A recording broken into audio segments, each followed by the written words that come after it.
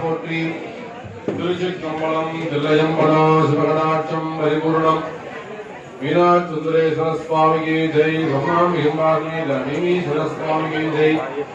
வரதாம் ஹிம்பாஸ்மி தமீஸ்வர சுவாமிக்கு ஜெய். ஓம் ஓம் ஓம்.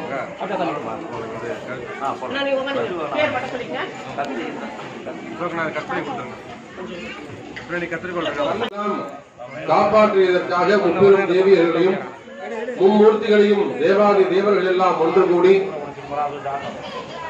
இறைவனிடத்திலே நன்றியை தெரிவித்து நமக்காக உதவிய அந்த முருகப் பெருமானுக்கு நாம ஏதாவது ஒண்ணு செய்யணும், நாம ஏதாவது ஒரு நன்றியை செய்ய வேண்டும் அப்படின்னு சொல்லி எல்லாரும் சேர்ந்து ஒரு முடிவு எடுக்கிறாங்க. ஏதாவது ஒரு பரிசு. அப்ப என்ன பரிசு தரலாம் அப்படின்னு பார்க்கின்ற போது இந்திரன் சொல்றான், என்னுடைய குமாரத்தி தேவசேனாவையே முருகருக்கு கொடுத்துருவோம். என்னுடைய குமாரத்தி என்னுடைய புதல்வி தேவசேனாவையே முருகப் பெருமானுக்கு கொடுத்துருவோம் நாம அப்படின்னு சொல்லி முடிவெடுத்து அவங்க அப்பா அம்மாவான சிவபெருமானத்திலே ஒரு அனுமதியை கேட்டு, அதே போல மும்மூர்த்திகளையும் அனுமதி கேட்டு எல்லாரும் ஒத்துழைத்து பெரியவர்கள் ஆசி பண்ண இங்க மும்மூர்த்திகளும் ஆசீர்வதிக்க தேவாதி தேவர்கள் எல்லாம் ஒன்றிணைந்து பூரண சம்மதத்தோடு மறுநாள் சப்தமி திதி அன்னைக்கு முருகப் பெருமானுக்கு திருப்பரங்குன்றத்துல வச்சு திருக்கல்யாணம் நடைபெறுகிறது. அப்ப உண்மையான யுத்தம் நடந்த இடம் திருச்செந்தூர், உண்மையான திருக்கல்யாணம் நடந்த இடம் எதுன்னு கேட்டீங்கன்னா திருப்பரங்குன்றம், மதுரை. அங்க என்ன விசேஷம்னு கேட்டீங்கன்னா சுவாமிக்கு தனி விக்கிரகம் இருக்காது. நாம என்ன பண்றோம், ஒரு விக்கிரகத்தை வாங்கி பிரதிஷ்டை பண்றோம். அங்க என்னன்னா ஒரு பெரிய பாறை மலை இருக்கும். அந்த மலையில தேவசேனாவையும் முருகப் பெருமானையும் வடிவமைத்திருப்பார்கள். அந்த பாறையிலே அவங்க உருவமா கொண்டு வந்திருப்பார். அங்க தனி விக்கிரகம் கிடையாது. இரண்டாவது, கல்யாணத்துக்கு போன முருகர் மாமியார் வீட்டிலே வழங்கி அங்கேயே தங்கிட்டாரு அப்படின்னு ஒரு ஐதீகம். ஏன்னா அங்க போருக்கு போகும்போது எதை செஞ்சாலும் சரிவர செய்யணும். அப்ப முருகப் பெருமான் யுத்தத்துக்கு போனோம்னா யுத்தத்தை சரியா செஞ்சா கரெக்டா நடந்துகிட்டார். அடுத்தது மாமியார் வீட்டுக்கு போறார். மாமியார் வீட்டுக்கு போன இடத்துல மாமியார் வீட்டிலே தங்கிடுறார். அதுதான் சொல்றாங்க சூடுகின்ற இடமே சொர்க்கம் அப்படின்னு. அந்த மாதிரி முருகப் பெருமான் என்ன பண்ணிடுறாருன்னா தேவசேனா திருமணத்துக்காக போகக்கூடியவர் அங்கேயே தங்கி விடுவதாக ஒரு ஐதீகம். இன்னைக்கு கூட முதலக்காரங்களாம் கல்யாணம் பண்ணாங்கன்னு சொன்னாக்கா கல்யாணத்தை முடிச்சுட்டு பொண்ணு மாப்பிள்ளையே தங்க வீட்டுக்கு தான் முதல்ல கூட்டு போவாங்க. அது முதல்ல பேசி வச்சிருவாங்க. அது அந்த ஊர் ஐதீகம். இது முதலக்காரங்களுக்கு தெரியும். அதனால இது என்ன சாமி விசேஷம் அப்படின்னு கேட்டீங்கன்னா திருப்பரங்குன்றத்தில் இருக்கக்கூடிய முருகப் பெருமானுக்கு எந்த நாளும் வருஷம் முழுவதுமே அபிஷேகம் கிடையாது. வருஷம் முழுவதும் முருகப் பெருமானுக்கு அபிஷேகம் கிடையாது. வேலுக்கு மட்டும்தான் அபிஷேகம். அங்க யாருக்கு அபிஷேகம்னா தினந்தோறும் அந்த வேலுக்கு தான் அபிஷேகம். பால், பன்னீர், சந்தனம் எத்தனை நீங்க அபிஷேகம் கொடுத்தாலும் அந்த வேலுக்கு தான் அபிஷேகம் பண்ணுவாங்க. வருஷத்துல ஒரு நாள் வைகாசி விசாகத்தன்னைக்கு மட்டும்தான் அந்த விக்கிரகத்துக்கு அபிஷேகம். அந்த அப்ப கூட என்னன்னா பால் தேன் கிடையாது. அத்தரும் புழுகும் சாத்துவாங்க. அத்தரும் புழுகும் சாத்துவாங்க. அப்பயும் பால் அபிஷேகம், நன்னீர் அபிஷேகம் கிடையாது. அவ்வளவு உயர்வான விசேஷமான ஒரு ஸ்தலம் எது அப்படின்னு கேட்டீங்கன்னாக்கா திருப்பரங்குன்றம். அதனால அங்க போன முருகர் அங்கேயே தங்கிட்டார் அப்படின்னு அர்த்தம். வள்ளியை திருமணம் செய்து கொண்ட இடம் உங்க எல்லாருக்குமே தெரியும், திருத்தணி. அப்பாவுக்கு உபதேசம், ஓம்காரம் வேதத்தை உபதேசம் செய்த இடம் சுவாமி மலை. இப்படி யுத்தம் முடிந்து மறுநாள் தேவாதி தேவர்கள் எல்லாம் ஒன்று கூடி மும்மூர்த்திகளும் முப்பெரும் தேவியரும் 33 கோடி தேவர்களும் 41,000 ரிஷிகளும் எல்லோரும் ஒன்றிணைந்து கோலாகலமாக செய்து வைத்த அந்த திருக்கல்யாண வைபவத்தை நம்முடைய ஆலயத்திலும் நம்முடைய கிராமத்தில் ஒவ்வொரு வருடமும் இந்த திருக்கல்யாண வைபவம் சீரும் சிறப்புமாக நடைபெற்று வருகின்றது. ஆகையினாலே இந்த வருஷம் திருக்கல்யாணம் எப்படி நடக்கிறது அப்படின்னு ஒரு யோசனை வந்த போது உண்மையிலேயே அந்த முருகப்பெருமான் நீங்க ஏற்பாடு பண்ணுங்க. எல்லோருக்கும் நான் உட்பட எல்லாருக்குமே ஒரு சந்தேகம் இருந்தது, செய்ய முடியுமா, ஏற்பாடு பண்ணலாமா, இதுல ஏதேனும் ஒரு சங்கம் அரசு அனுமதி ஏதேனும் வருமா அப்படிலாம் ஒரு சந்தேகம் இருந்தது.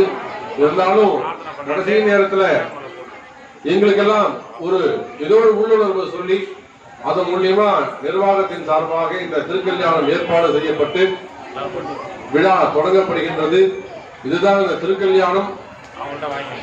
திருக்கல்யாணத்துடைய நடைமுறை விசேஷங்கள் இதுதான்.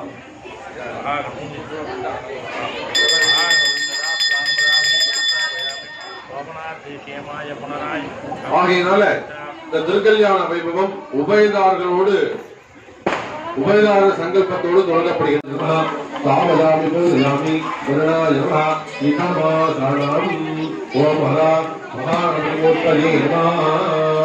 எல்லாரும் விநாயகர் பெருமாளை பிரார்த்தனை பண்ணிக்கோங்க. முதல்ல இந்த திருக்கல்யாண வைபவத்துக்கு விநாயகர் பெருமாளை நம்ம அழைக்க போறோம். விநாயகர் பெருமாள் வருகிறார். அதனால எல்லாரும் கையெழுத்து கொடுங்க, விநாயகரை வேண்டிக்கோங்க. ஓம் ஓம் மகாவனை மகா ஓம் ராஜபதிகே நமோ கணபதிகே நமோ பிரபதபதிகே நமஸ்தே அஸ்து லம்போதராஜா ஏகதந்தாஜா விக்னவிநாசினி சிவசதாஜா ஸ்ரீ நவமூர்த்ததே நமோ நமः. தஸ்மாத் கும்பாசி சித்திவிநாயக சுவாமினி நமः. சித்திவிநாயக நம்புறாங்களோ அவங்களுக்கு எந்த தீய சக்தியாலும் தீண்டு வராது, ஏற்படவே முடியாது. அப்புறம் எப்படி சாமி சூரபத்மன் வந்து 6 நாள் யுத்தம் செய்து வதம் செய்தாரே, அது எப்படி நடந்தது?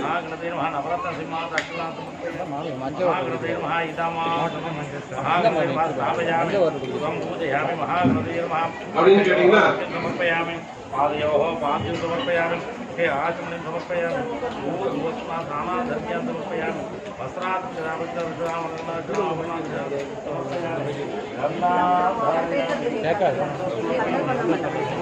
समर्पयामि,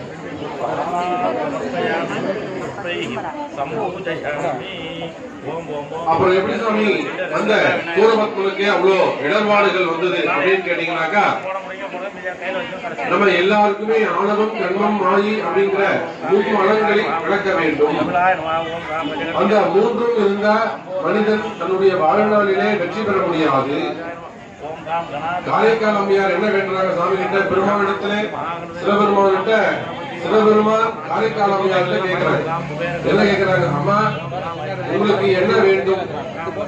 நாம எல்லாரும் போய் சிவபெருமான் கேட்கிறோம், ஐயா எனக்கு எதை கொடுங்க, எனக்கு அதை கொடுங்க. நாம தான் எல்லாரும் போயிட்டு பெருமாள் இடத்துல சாமி கிட்ட நாம தான் போய் ஒவ்வொருத்தருக்கும் ஒவ்வொரு பிரார்த்தனை இருக்கும். பசங்களை எல்லாம் படிக்க வைங்க, வீட்டுக்காரர்கள் வேலை வாய்ப்புகளை கொடுங்க, குடும்பத்துல சண்டை சச்சரவு இல்லாம இருக்கணும், குடும்பத்துல மகிழ்ச்சி இருக்கணும், வீட்டுக்காரருக்கு வேலை கிடைக்கணும்,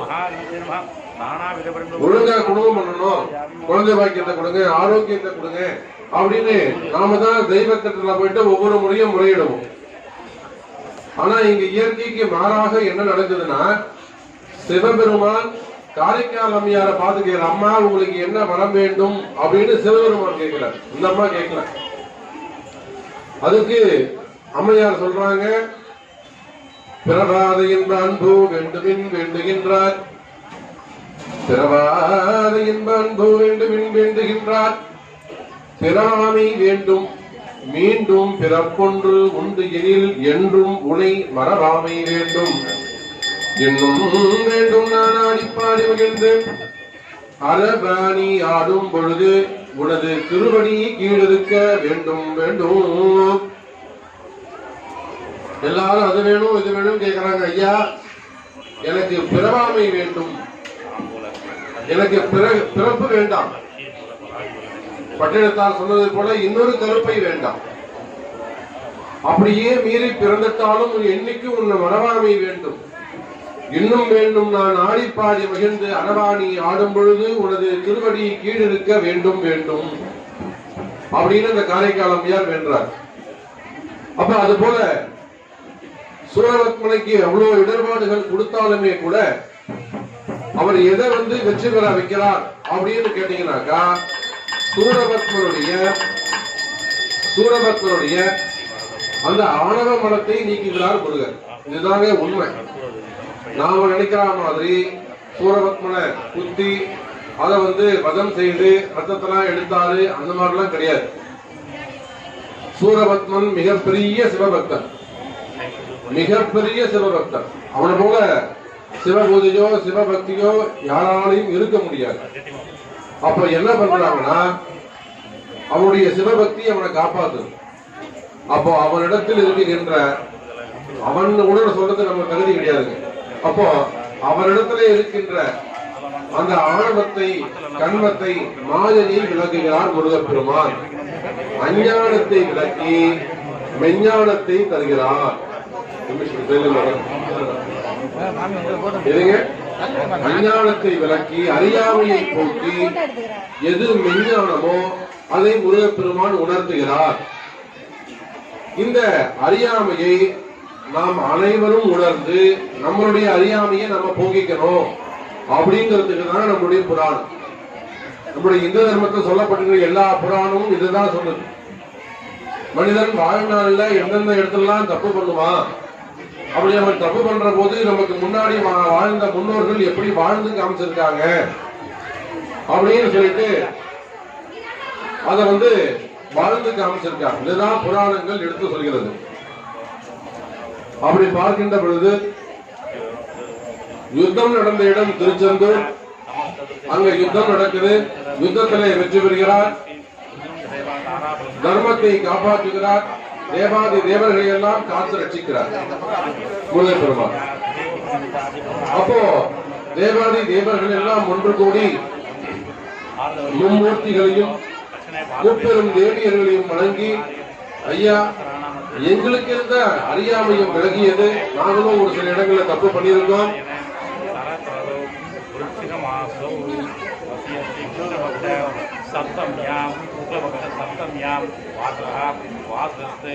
கொஞ்சம் பேசாம இருந்தீங்கன்னா நான் கண்டினியூவா பேச முடியும்.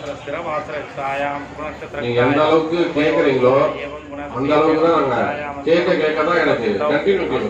இது எழுதி வச்சு படிக்கிற விஷயம் கிடையாது. வாயை திறந்து சாமியை நினைச்சு பேச ஆரம்பிச்சோம்னா என்ன டெலிவரி ஆகுறது எல்லாமே பெருமாளுடைய கருணை. பேசுவதாக இருந்தா நான் பேச்ச நிப்பாட்டிக்கிறேன், இல்லைன்னா ஒரு அரை மணி நேரத்துல கல்யாணத்தை முடிஞ்சிடும். பெரிய விஷயமே கிடையாது. அவசரமா போக வேண்டியது இருந்தா அரை மணி நேரத்துல கல்யாணத்தை முடிச்சிடலாம். இந்த செய்தி எத்தனை கோடி கொடுத்தாலும் உங்களுக்கு கிடைக்காது. நாளைக்கு சாயந்தரம் 6 மணிக்கு வந்தீங்கன்னாக்கா நீங்க ஒரு 4 பேர் இருப்பீங்க, அவ்வளவுதான் விஷயம். அதனால எங்க வந்திருக்கோமோ சொல்லுங்க. ஓம் நம சிவாய சிவபெருமான் அனுப்புகிறார். சிவபெருமான கூட்டக்கூடம் சிவபெருமான் வருகிறார். அவர் வருகின்ற பொழுது அந்த பஞ்சாட்சரம் ஒழிக்க வேண்டும். அந்த பஞ்சாட்சர நாமாவளியை கேட்டுதான் சிவபெருமான் வருவார்.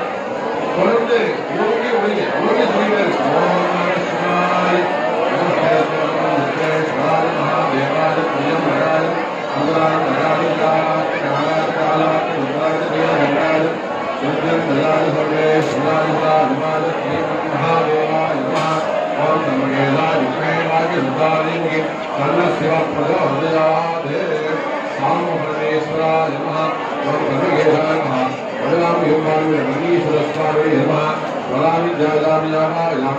தாபயாமி பூஜயாமி முனீஸ்வரஸ்வாமியே நமஹ.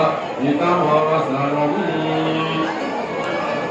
அடுத்தது தாயார் பார்வதி தேவிய கூப்பிடுறோம்.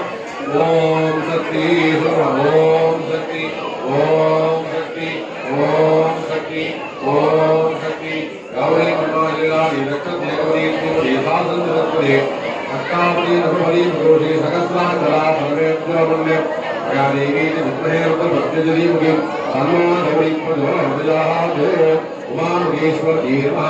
வரதாம் வியாயி வியாயி நமோ நமஹ.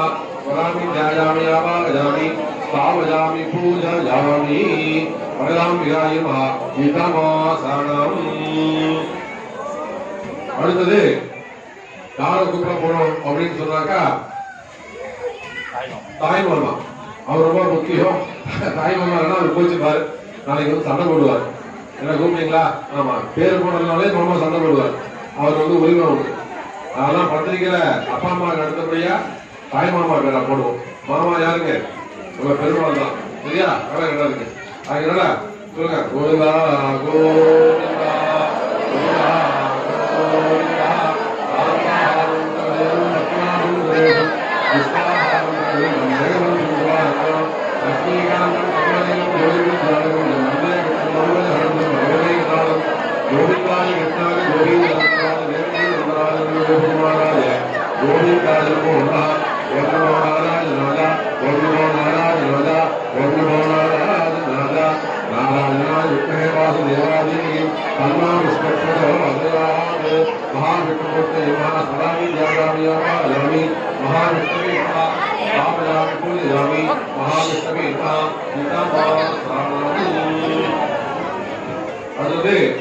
மாமி மகாலட்சுமி. ஓம் மகாலட்சுமி நமஹ. ஓம் மகாலட்சுமி நமஹ. ஓம் மகாலட்சுமி நமஹ. ராதே விதத்து பூதேஷு லட்சுமி ரூபேண சமஸ்திதா. நமஸ்தஸ்யை நமஸ்தஸ்யை நமஸ்தஸ்யை நமோ நமஹ. ஓம் ஜெய் ஐம் ஜெய் கமலே கமலாலயே பிரசீத பிரசீதாசக ரூபாத்யம் தேகி மாமச்சந்தோ महादेवी विद्महे विष्णुभक्तिधरीमहि तन्नो लक्ष्मी प्रचोदयात्। महालक्ष्मी नमः। स्मरामि ध्यायामि यामामि महालक्ष्मी नमः। स्थापयामि पूजयामि महालक्ष्मी नमः। गीतामहास्नानो ओम ह्रां वाणी हिरण्यगर्भाय नमः। वेदवेदान्ते वेदात्मनादिमहि तन्नो वाणी हिरण्यगर्भप्रचोदयात्। वाणी हिरण्यगर्भाय नमः। स्मरामि ध्यायामि यामामि स्थापयामि पूजयामि वाणी हिरण्यगर्भाय नमः। गीतामहास्नानम्। இப்போ इंद्रन इंद्राणी ओम देवादि देवताभ्यो नमः। इंद्रन इंद्राण्ये नमः। ओम इंद्रादि देवताभ्यो नमः। इंद्रादि देवताभ्यो नमः। अष्टदिक्पालकाय नमः। अष्टदिक्पालकाय नमः। स्मरामि ध्यायामि यामामि आदित्याय सोमाय मंगलाय बुधाय विष्णुसर्वज्ञश्च राघवे केतवे नमो नमः। आदित्याय नीलमणभानं भयानां नवग्रहमण्डलाते नवग्रहदेवताभ्यो नमो नमः। எல்லாரும் வந்துட்டாங்க. மாமனார் மாமியார் வந்தாச்சு, அப்பா அம்மா வந்தாச்சு, தாய் மாமா வந்தாச்சு, எல்லாரும் வந்தாச்சு. யார் வரணுங்க? யார் வரணும்? மாப்பிள்ள வரணும். எல்லாரும் மாமனா வந்துட்டு பொண்ணு மாப்பிள்ள வரல. சரி, அப்போ எல்லாரும் கையெழுத்து நமஸ்கரிங்க. நான் புலம்புறேன் உங்களுக்கு சொல்லியிருக்கேன். நம்ம எப்படி கையில பண்ணலாம்? தலைக்கு மேல, எனக்கு மேல ஒருத்தர் இருக்கான். எனக்கு மேலதான் நீ, உனக்கு கீழே நான். அந்த பக்குவம் நமக்கு வரணும். புரியுங்களா? அதனால எல்லாம் கையெழுத்து பண்ணுவீங்க. வெற்றிவேல் முருகனுக்கு.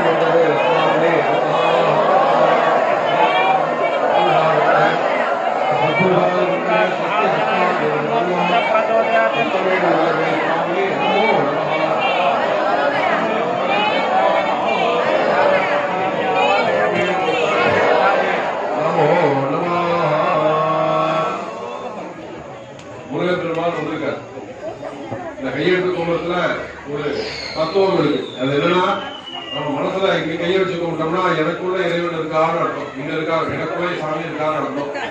தலைக்கு மேல வச்சோம்னா எனக்கு மேல என்னை காப்பாற்றுறதுக்குன்னு ஒருத்தர் இருக்காடா, அவன் தான் என்னை காப்பாற்றலாம் அப்படிங்கிறது. அது ஒரு உட்பொருள்.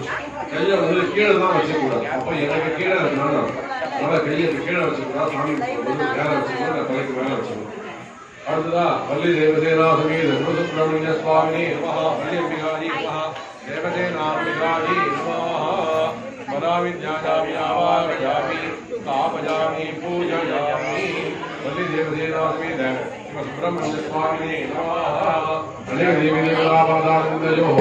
பராமி த்யாயாமி ஆவாகயாமி ஆசனம் சமர்ப்பயாமி नवरत्नसिंहासन अक्षदानमर्पयामि गन्धानक्षदानगन्धसोमरिणे अक्षदानमर्पयामि अलङ्करणार्थे आभरणार्थ अक्षदानमर्पयामि गन्धानक्षदानगन्धसोमरिणे अक्षदानमर्पयामि अलङ्करणार्थ आभरणार्थ वस्त्रमुद्रियार्थे यज्ञोपवीतार्थे अक्षदानमर्पयामि अलङ्करणार्थे पुष्पमालिकां समर्पयामि पुष्पैः सम्पूजयामि ओम मुद्राय नमः मुद्राय नमः स्वरूपिणी नमः पांपते नमः मकरवागनाय नमः जलालिताय नमः संज्ञावदलाक्षण्याय नमः ब्रह्मणाय नमः वरुणासनाय नमः महागणपति नमः सुभद्राय नमः नंदाय नमः विकलाय नमः वजगन्धिकाय नमः लंबोदराय नमः विघ्नाय नमः विकलाय नमः विघ्ननाथाय नमः सिद्धिविनाय मूर्तये नमः शिवाय नमः संभवे नमः पिनागिनी नमः संसिगराय नमः वामदेवाय नमः गुरुवाचाय नमः कबर्दिनी नमो नमः ओम सामपरमी सुरस्वामी नमः उमायै नमः संभोहिनी नमः सुंदरी नमः यशोदाय प्रसन्ननाराय नमः प्रियाय नमः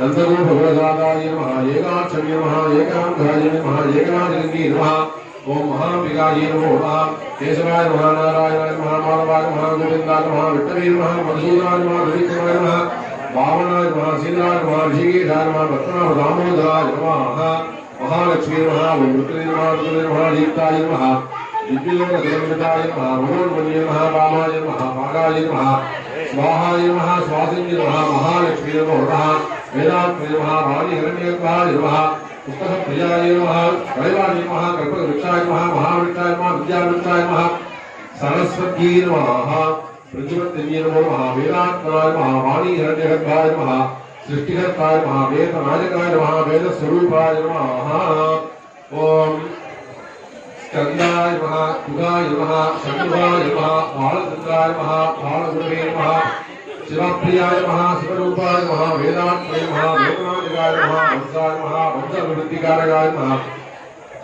वल्ली देवसेना श्री सुब्रह्मण्य स्वामिने नमः नालांतरोणामांपादपूजान् समर्पयामि अनेक देवता पादार बिंदयोः ऊपरीभार्थ अक्षदान् समर्पयामि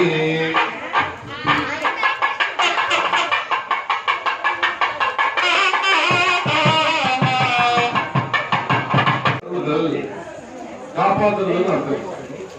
அதே போல கல்யாணத்துல பாணிகிரகண முகூர்த்தம்னு ஒண்ணு உண்டு. அது என்னன்னு கேட்டீங்கன்னாக்கா 3 விதமான நாடி உண்டு எல்லாருக்குமே. மனிதா ஆணா இருந்தாலும் சரிதான், பெண்ணா இருந்தாலும் சரிதான். அக்னி நாடி, சமான நாடி, மத்திய நாடி அப்படின்னு 3 விதமான நாடிகள் உண்டு. அதுல பெண்களுக்கு மட்டும் அக்னி நாடி 2, 4வதா ஒரு நாடி உண்டு. அது என்ன அக்னி நாடி, அதுதான் கற்பு.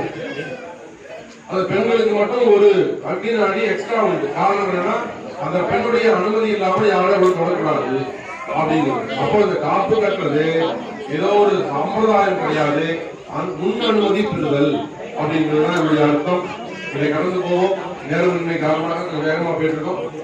ஆகையினால இப்பொழுது மணமக்கள் காப்பு கட்டிட்டு காசி யாத்திரைக்கு போறாங்க.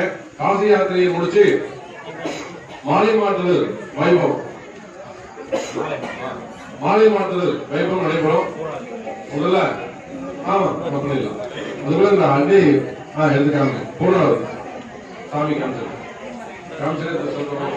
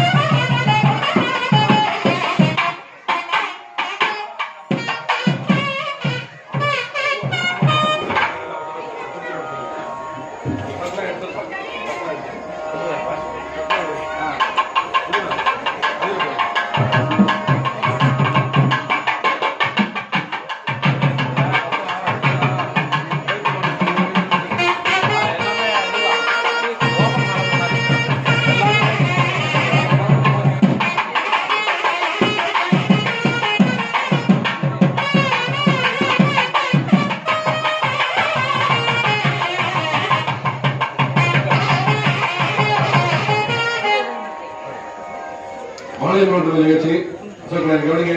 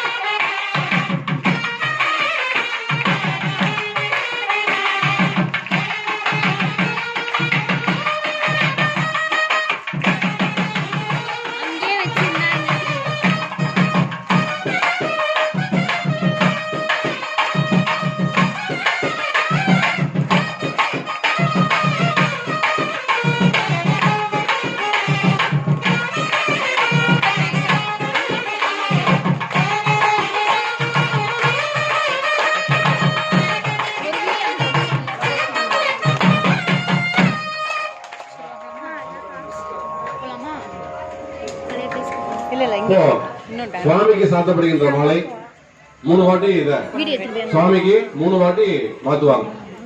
சரியா? நமக்கு எப்படி 3 முறை நம்ம மாத்திக்கிறோமோ அது போல இந்த வெளிநாடுகள்ல என்ன பண்றாங்க, நாம தான் இங்க வெளிநாட்டு முகத்துல என்னென்னமோ பண்ணிட்டு இருக்கோம். தலை பிடிச்சு போட்டுக்கிறது வந்து மேக்கப் வந்து நிறைய பண்ணிக்கிறோம். ஆனா வெளிநாட்டுல என்ன பண்றாங்கன்னா, நம்மளுடைய இந்து தர்மத்தில் இருக்கிற சடங்கு இருக்கு பாத்தீங்களா, இந்த சடங்கை பத்தி நிறைய ஆராய்ச்சி பண்றாங்க. அதுல ஒரு 4 நாடுகள், ஒரு இடத்துல நான் படிச்சது, 4 நாடுகள் ஒன்று இணைந்து இந்த சாமியை கையெடுத்து கும்பிடுறது, இந்த கை தட்டுறது, இந்த மாதிரி நம்ம வழங்கக்கூடிய பஜனைகளை நம்ம என்ன பண்றோம், நாம சங்கீர்த்தனங்கள் பஜனைகள்லாம் ஐயப்பன் பாட்டெல்லாம் நடக்கும்போது அப்பெல்லாம் வாத்தியத்தை விட கை தட்டுறது தான் அதிகமான விஷயமா நம்ம பயன்படுத்துறோம். அப்போ அந்த வெளிநாட்டு ஆராய்ச்சியாளர்கள் என்ன பண்றாங்களா, இந்து தர்மத்துல இதெல்லாம் பஜனை பண்ணும்போது இவன் கை தட்டுறானே, அது எதுக்காக அதை வந்து செய்யறாங்க நாம யோசிக்க மாட்டோம். ஆனா அவன் எல்லாத்தையும் நம்முடைய ஆக்டிவிட்டிஸ் எல்லாத்தையும் அவன் ஃபாலோ பண்றான். இவங்க ஏன் கை தட்டுறாங்க அப்படின்னு பண்ணும்போது அப்பதான் சொன்னாங்களா, அந்த உடம்புல வரக்கூடிய அத்தனை நரம்புகளுக்கும் இங்கதான் அந்த அக்குபஞ்சர், ஏதாவது இங்க அக்குபஞ்சர் டாக்டர் இருந்தா உங்களுக்கு தெரிஞ்சிருக்கு. இந்த உள்ளங்கையில உடம்புக்கு தேவையான அத்தனை ஸ்பேர் பார்ட்ஸ்களையும் ஆக்டிவேட் பண்ணக்கூடிய இடம் எங்கன்னு கேட்டீங்கன்னா இந்த 2 உள்ளங்கை தான். இந்த இடத்தை தொட்டா இது வயிற்றுக்கு, இது வந்து சிறுகுடல், இது பெருகுடல், இது கல்லீரல், இது மண்ணீரல், இது கிட்னி, இது ஹார்ட், இது டைஜஷன் பார்ட் அப்படின்னு உடம்புல இருக்கக்கூடிய அத்தனை பார்ட்டுக்கும் ஆக்டிவேட் செய்யக்கூடிய இடம் எங்க இருக்குன்னா இந்த உள்ளங்கையில இருக்கு. அப்போ இந்த கையை வந்து அவன் தட்டும் போது அவனுக்கு உடம்புல எந்தாவது ஒரு பார்ட் வேலை செய்யாம இருக்குமே ஆனால், எனக்கு டைஜஷனே ஆகல சாமி அப்படின்னா அவன் கை தட்ட போது 6 மணி நேரம் தொடர்ந்து தட்டும் போது அவனை அறியாமலே அவனுக்கு என்ன ஆகுதுங்க, அந்த நோய் கூட சரியா போகுதுங்க. அவன் டாக்டர்கிட்ட போவானா, மாத்திரை சாப்பிட வேணாம், செலவு கிடையாது, 2வது நோய் குணமாகும். இதுதான் நம்ம தர்மம். அப்ப நம்ம தர்மத்துடைய சடங்குல என்ன இருக்கு, மருத்துவம் இருக்கு. நம்முடைய இந்து தர்மம்ங்கிறது அவ்வளவு உயர்ந்தது. அப்ப இதுதான் அவங்க அமெரிக்காரன் கண்டுபிடிச்சான். என்னன்னு, அவன் கை தட்டுறான்னா சாதாரணமா தட்டல, அவனுடைய பாடியை வந்து ஆக்டிவேட் பண்றான். அதனாலதான் இந்தியர்கள் எல்லாருமே சுகமா இருக்காங்க, நலமா இருக்காங்க அப்படின்னு அவங்க கண்டுபிடிச்சாங்க. இப்ப அவன் கண்டுபிடிச்சு அந்த வேலையை செஞ்சுக்கிட்டு இருக்கான். இப்போ உங்களுக்கு எல்லாம் பாடியில எல்லா விதமான ஸ்பேர் பார்ட்ஸும் ஆக்டிவேட்டா இருக்குன்னா நீங்க என்ன பண்ணணும், கை தட்டணும். ஆமா, இத நான் ஏன் அமெரிக்காக்காரன் கண்டுபிடிச்சான். சரி,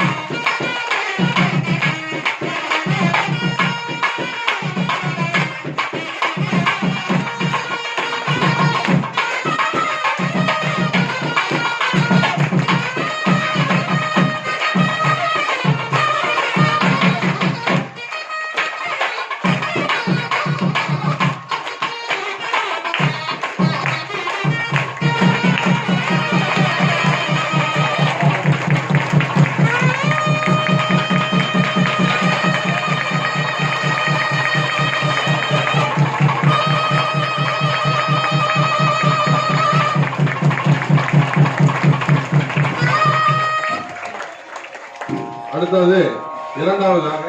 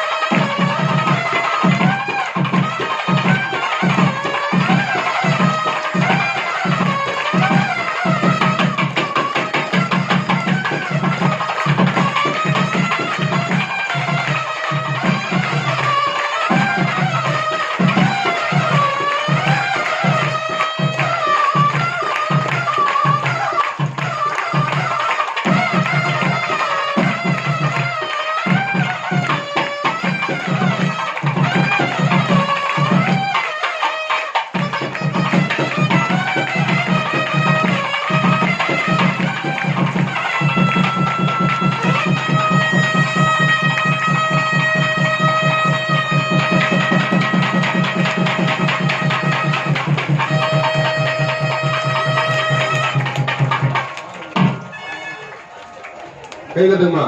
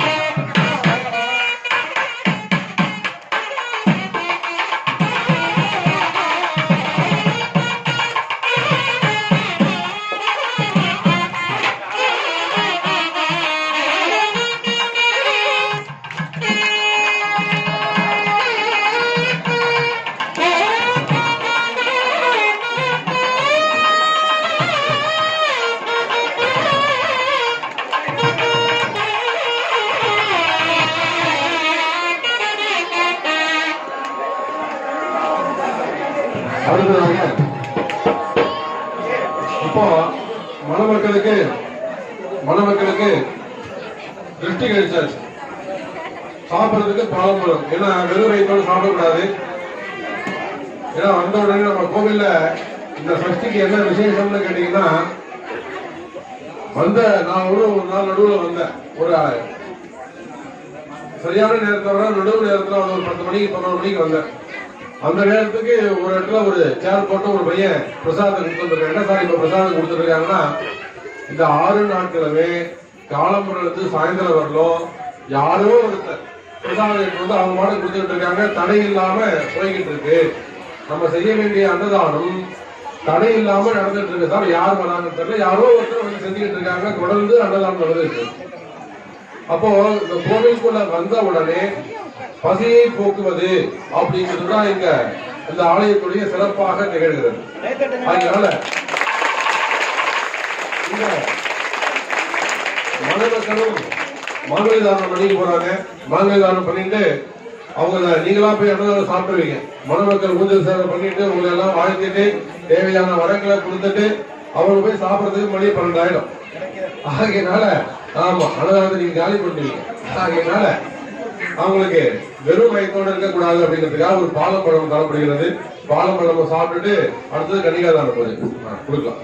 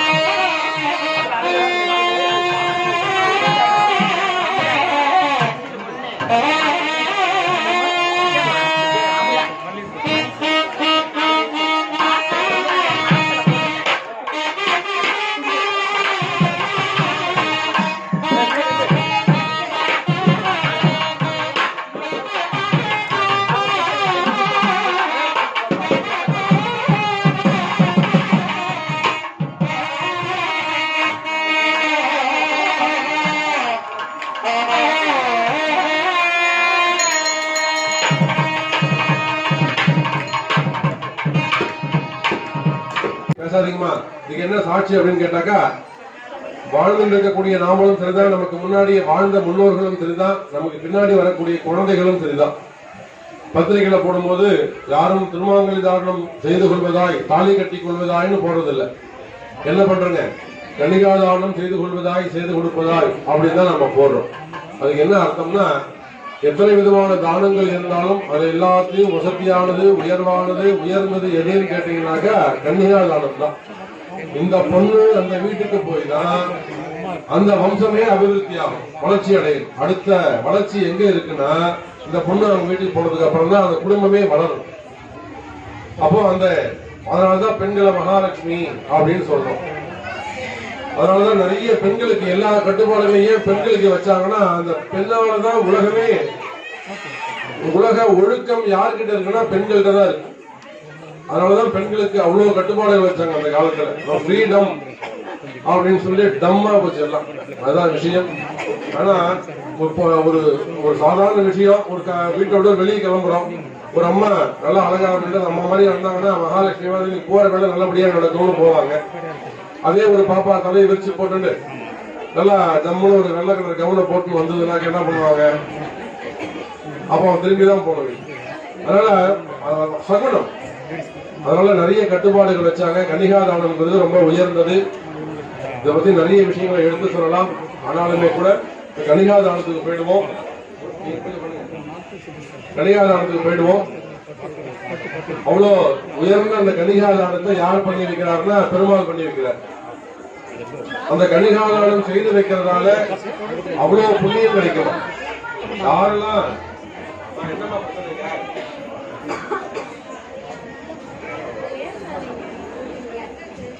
தயவு செஞ்சு பேசாதீங்கம்மா, முக்கியமான விஷயங்களை சொல்லிக்கிட்டு இருக்கோம். அப்போ இந்த கன்னிகாதானத்தை யார் செய்து வைக்கிறான்னு கேட்டாக்கா பெருமாள் செய்து வைக்கிறார். எப்பவுமே பெருமாளுக்கு வாங்கிதான் பழக்கம், பெருமாளுக்கு வாங்கிதான் பழக்கம். அதனாலதான் எங்கெல்லாம் புண்ணியம் கிடைக்கிறதா ஃபர்ஸ்ட் போய் அவர் நின்றுடுவார். தர்ப்பணம் பண்றோமா ஃபர்ஸ்ட் போய் அந்த புண்ணியத்தை கிருஷ்ணன் வாங்கிக்கிறார். கர்ணன் போயிட்டு என்ன பண்ணாரு, இதோட நீ செஞ்ச எல்லா புண்ணியத்தையும் எனக்கு கொடுத்துரு.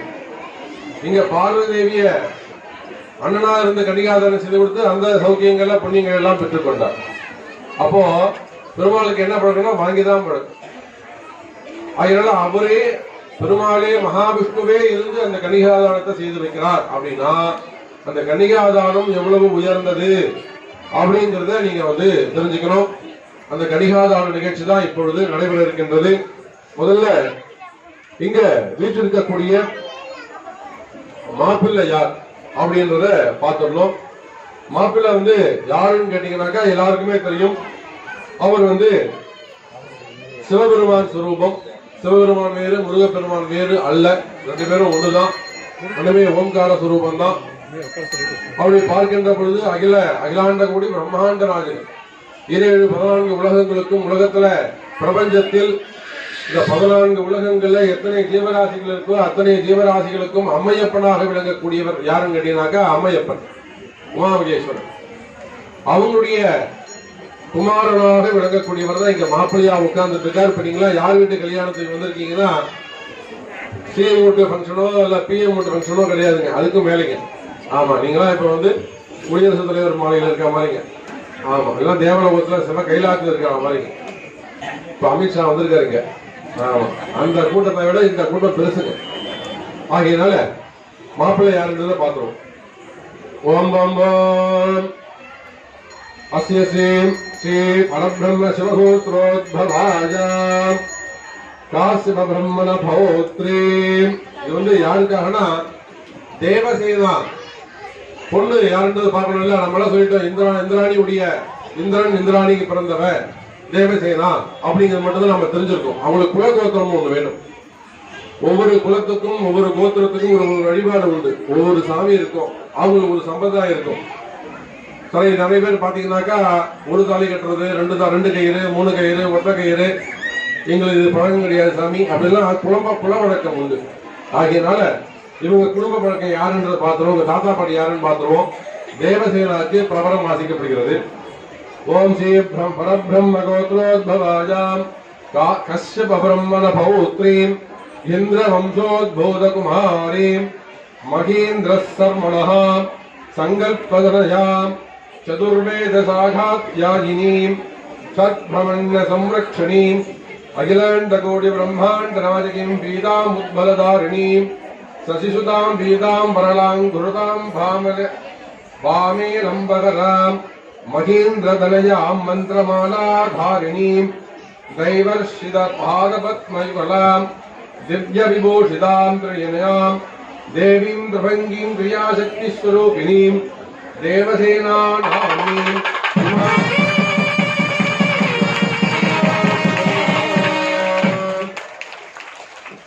தேவசேனா யாருன்னு பாத்தீங்கன்னாக்கா காசிப மகரிஷி. அந்த காசிப மகரிஷி அந்த கோத்திரத்துல வந்தவங்க, அவங்கதான் தாத்தா.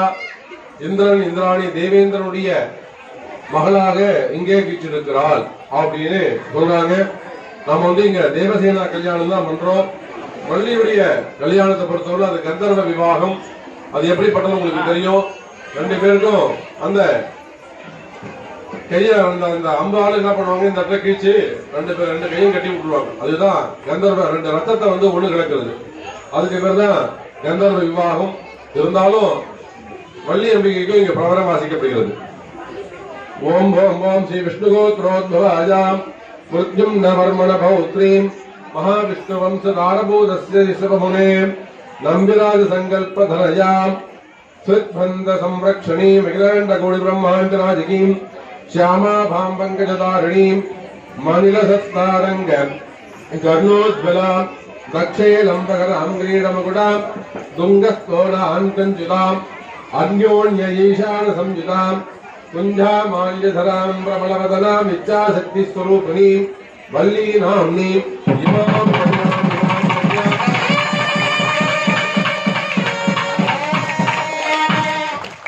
வள்ளியம்பிகை யாருன்னு பாத்தீங்கன்னா, வள்ளியம்பிகை வந்து எதுல இருந்து வந்தாங்கன்னா யாகத்திலிருந்து வந்தவங்க தான் வள்ளியம்பிகை. ஆனா வந்து சக்தி ஸ்வரூபி. பார்வதி தேவி எப்படி தட்சணுடைய யாகத்திலிருந்து வராங்களோ அது போல வள்ளியம்பிகை வந்து யாகத்தில் நெருப்பிலிருந்து வந்தவங்க. வந்து மகாவிஷ்ணுடைய புத்திரியாகத்தான் அவங்க வந்து கருதப்படுகிறார்கள்.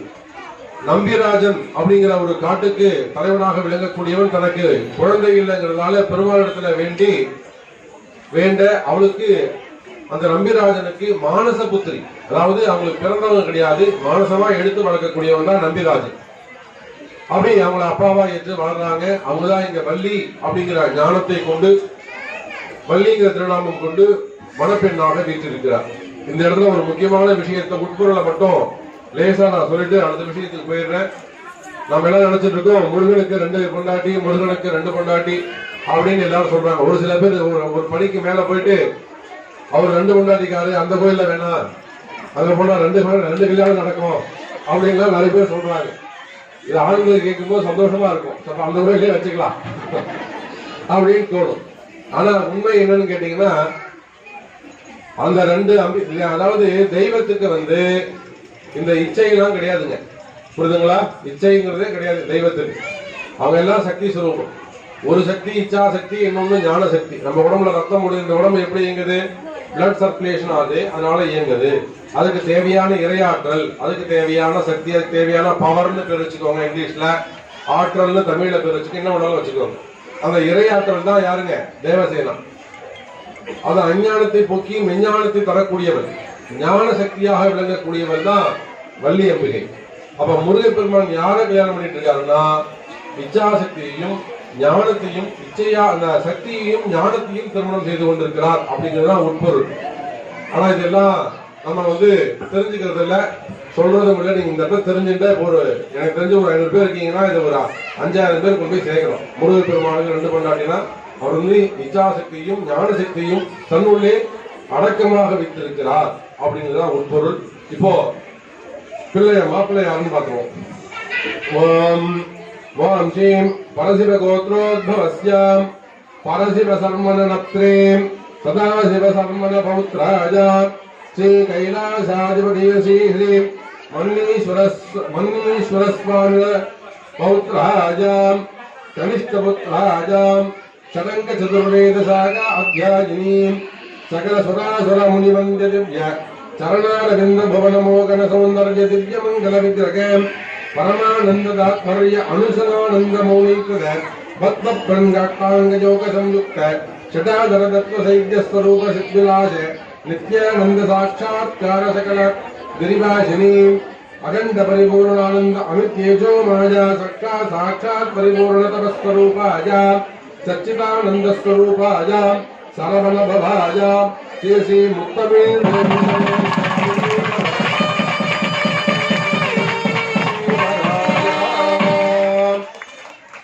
மாப்பிள்ளை யாருன்னு பாத்தீங்கன்னாக்கா, ஆதி அந்தம் இல்லாதவர். அவருக்கு அப்பா அம்மா கிடையாது. யாருக்கு? சிவபெருமானுக்கு அப்பா அம்மா கிடையாது. இது எல்லாரும் தோன்றதுக்கு வரலாறு உண்டு. ஊழி காலம்னா பேரழிவு காலம். யுகம் முடிஞ்சு இன்னொரு யுகம் தொடங்குறது. அந்த ஊழி காலத்துல கூட அழிவில்லாதவர். அப்படிப்பட்ட அழிவில்லாத மூர்த்தியாக விளங்கக்கூடிய சிவபெருமான், அந்த சிவபெருமானுக்கு குமாரனாக சிவகோத்திரத்துக்கு அவர் தான் ஆரம்பம். அந்த சிவகோத்திரத்துக்கு ஆரம்பமாக விளங்கக்கூடிய சிவபெருமானின் கனிஷ்ட குமாரன் அவரே இங்கிருந்து நம்முடைய பகுதியில முத்தமிழ் முருகவேல் பெருமான் அப்படிங்கிற திருநாமம் கொண்டு மாப்பிள்ளையாக வீற்றிருக்கிறார் என்பதை சொல்லிக்கொண்டு மணமக்களை வணங்குவோமாக. இப்போ கணிகாதான நிகழ்ச்சி முடிஞ்சது. கணிகாதானத்தை தொடர்ந்து மாங்கல்ய பூஜமும் படிக்கும் போதே அவரை நான் பண்ண சொல்லிட்டேன். மாங்கல்ய பூஜை பண்ண சொல்லிட்டேன். மாங்கல்யமும் அவங்க பண்ணிக்கிட்டாங்க. எல்லாரும் கையெடுத்து கொடுங்க. உங்களுக்காக ஒரு பிரார்த்தனை. யாரெல்லாம் இந்த எப்பவும் நம்ம என்ன பண்ணுவோம்னா ப்ராப்பரா நோட்டீஸ் அடிச்சு கனக ஆபரண பூஷிதாம் தாஸ்யாமி குமாரியாய துப்யம் விஷ்ணுலோக சிகீசகி கன்யாம் கனக சம்பந்தாம் கனக ஆபரண பூஷிதாம் தாஸ்யாமி குமாராய துப்யம் சிவலோக சிகி சகி எல்லாமல்ல உலக நாயகனாக விளங்கக்கூடிய மரகதாம்பிகை அம்பாசமேத மன்னீஸ்வர பெருமானுடைய திருவடிகளை வணங்கி மலரடிகளை துதித்து இங்கே நமது ஆலயத்தில் நாயகனாக கருவறையிலே வீற்றிருக்கக்கூடிய வள்ளி தேவசேனா சமேத முத்தமிழ் முருகவேல் பெருமானுடைய பொற்பாத மலரடிகளையும் சரணாகதி அடைந்து எல்லாமல்ல இந்த ஆனந்தமயமான புண்ணிய காலத்தில் எங்களது குடும்பத்தில் இருக்கக்கூடிய அநேக வித மன சங்கடங்களையும் மன தேசங்களையும் விலக்கி தம்பதி ஒற்றுமை குழந்தை பாக்கியம் கல்யாண பாக்கியம் திருமண யோகம் பிள்ளைகளின் படிப்பு வறுமை நீங்குதல் வேலை வாய்ப்பு நோய் நொடியில்லா வாழ்க்கை தேவையான செல்வங்கள் ஆகியவற்றை தந்தருள வேண்டுமாய் இந்த அற்புதமான ஆனந்தமயமான மாலை பொழுதிலே பிரார்த்தித்து உங்களுடைய மலரடிகளை சரணாகதி அடைகின்றோம். இது இப்பதான் எனக்கு ரொம்ப சந்தோஷமா இருக்கு. ஏன்னா அந்த சத்துசம்ஹாரம் பண்ணி அவங்க நம்ம அழகா பண்ணுவோம். அதை சாமி இப்படி எல்லாருக்கும் சேர்த்து பண்ண சொல்லி ஒரு இது கொடுத்தார். மகிழ்ச்சி. நம்ம திருநாளைதானத்தை போயிடுவோம். மாநிலதானத்தை பொறுத்த வரையிலும் முதல்ல கருவறையில் தான். நீங்க எல்லாம் இங்கே இருக்கலாம். யாரும் இங்க இருந்து இடத்தோட்டு எழுந்து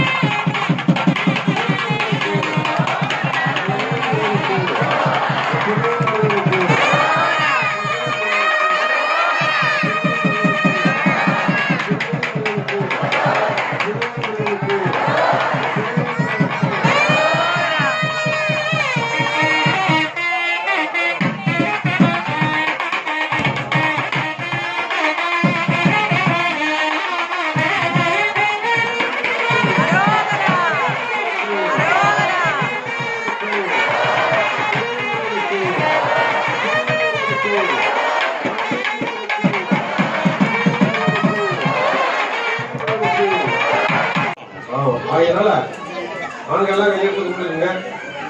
கொண்டாடி நல்லா இருக்கணும்னு நினைச்சுக்கோங்க. அதனால உங்க வீட்டுல நல்லா இருக்கணும்னு நினைக்கிறாங்க.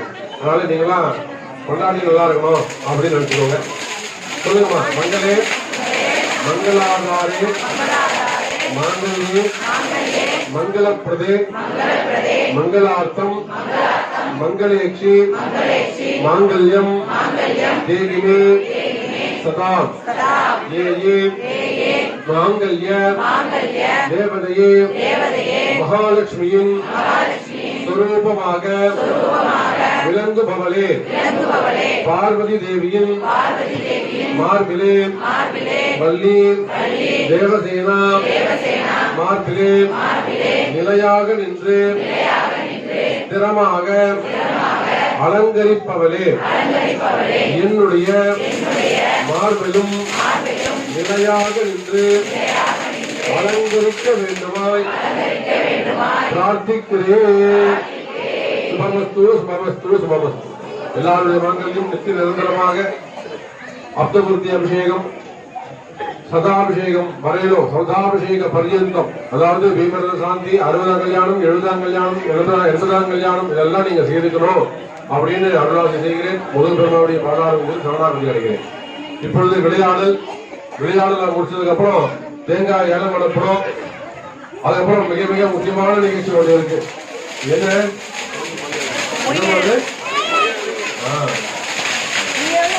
தமிழா ஒரே சொல்லா முக்கியமான நிகழ்ச்சி என்னன்னு கேட்டீங்கன்னாக்கா, கல்யாணத்துக்கு போனா நம்ம 2 விஷயம் செய்யணும். ஒண்ணு சாப்பிடுவோம், இன்னொன்று முடியாது.